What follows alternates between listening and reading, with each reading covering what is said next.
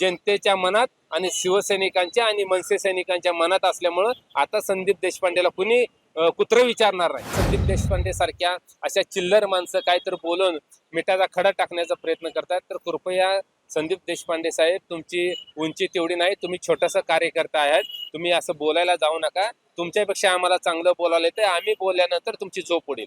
या कावळ्यानं श्राप दिला तर युती ही होणार, उद्धव साहेब राजसाहेब एकत्र येणार. महाराष्ट्र नवनिर्माण सेना आणि शिवसेना एकत्र येतील या चर्चांना राज्यात ऊत आलेला आहे. सोलापुरात देखील महाराष्ट्र नवनिर्माण सेना आणि शिवसेना हे एकत्र येतील याबद्दल जे आहे सोलापुरातील जे राज्य नेते आहे, राज्याचे उपनेते आहेत शरद कोळीकर यांची जी संवाद साधूया. ते संदीप देशपांडे यांनी काल एक स्टेटमेंट केलेलं आहे. मनसेचे नेते जे आहेत, काय वाटतं तुम्हाला, मनसे आणि शिवसेना एकत्र येतील का संदीप देशपांडेच्या वक्तव्यावर? मुळात संदीप देशपांडे मनसेचा नेता नाही. संदीप देशपांडे यांनी मनसेचं पद घेतलंय आणि भाजपाचं काम करतोय. संदीप देशपांडे याच्या पोटात आता धडा उठलेला आहे, पोटात दुखायला लागलेला आहे. राजसाहेब आणि उद्धव साहेब एकत्र येणार म्हणल्यानंतर भाजपानं संदीप देशपांडे यांना याला कामाला लावलेला आहे आणि म्हणून संदीप देशपांडेच्या तोंडून भाजपाची भाषा निघत आहे. परंतु महाराष्ट्रातल्या सर्वसामान्य जनतेला, मनसे सैनिकाला, शिवसैनिकाला, सर्व मनसेच्या नेत्यांना आणि शिवसेनेच्या नेत्यांना असंच वाटतंय की उद्धव साहेब आणि राजसाहेब एकत्र यावं. फक्त एकमेव माणूस आहे की संदीप देशपांडे, त्याला वाटतंय की शिवसेना, उद्धव साहेब आणि मनसे राजसाहेब दोघं एकत्र भाऊ येऊ नये, ही त्याच्या मनात इच्छा आहे. परंतु असे किती जरी या कावळ्यानं श्राप दिला तर युती ही होणार, उद्धव साहेब राजसाहेब एकत्र येणार.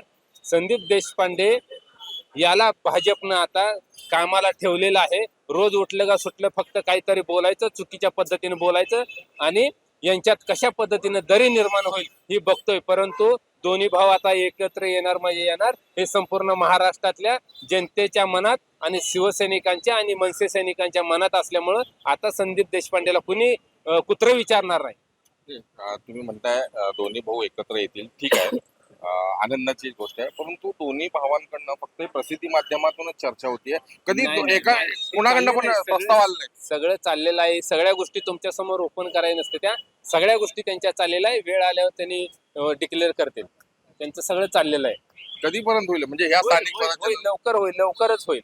आता उद्धव साहेबांनी सांगितलंय सगळ्या राज्याच्या आणि शिवसैनिकाच्या मनात आहे ते होणार. राजसाहेबांनी सांगितलंय, त्याच्यानंतर त्यांचं काहीतरी बोलणं झाल्याशिवाय सांगितलं का, ते चाललेलं आहे. पण अशा या संदीप देशपांडे सारख्या अशा चिल्लर माणसं काहीतरी बोलून मिठाचा खडा टाकण्याचा प्रयत्न करतात, तर कृपया संदीप देशपांडे साहेब, तुमची उंची तेवढी नाही, तुम्ही छोटंसं कार्यकर्ता आहात, तुम्ही असं बोलायला जाऊ नका. तुमच्यापेक्षा आम्हाला चांगलं बोलायला येतं, आम्ही बोलल्यानंतर तुमची झोप उडेल. कोण त्यांच्या मागे कोणतरी आहे का असं वाटतंय? संदीप देशपांडेच्या माग ही भाजप आहे, शिंदे गट आहे आणि भाजपाचं स्क्रिप्ट संदीप देशपांडे वाचून धावतो. नितेश राणेंनी एक बॅनर केली होती, स्वतःला हिंदुत्वाचा गब्बर म्हटलं होतं, तर काय वाटतं तुम्हाला? मुळात झोपेतून उठून रोज मी हिंदूंचा गब्बर आहे, मी हिंदूंचा कैवार आहे अशी म्हणणारी अवलाद, याला भंगारच्या कचऱ्या एवढी देखील किंमत नाही.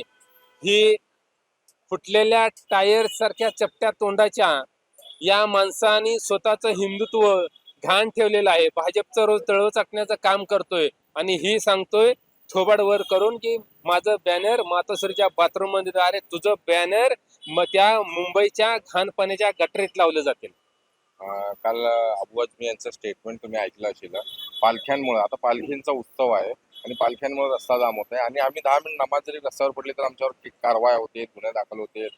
उत्तर प्रदेशचे मुख्यमंत्री म्हणतात की तुमचा पासपोर्ट रद्द करू. मग याला ना, यांनी काय बोलायचं होतं, त्या भाजपला बोलायचं होतं, ज्यांनी केलंय त्याला बोलायचं होतं. परंतु अब्बू आझमी जे आहे त्यांनी अत्यंत चुकीचं शब्द वापरले आहे. ती वारकऱ्यांच्या भावना दुखवलेल्या आहे.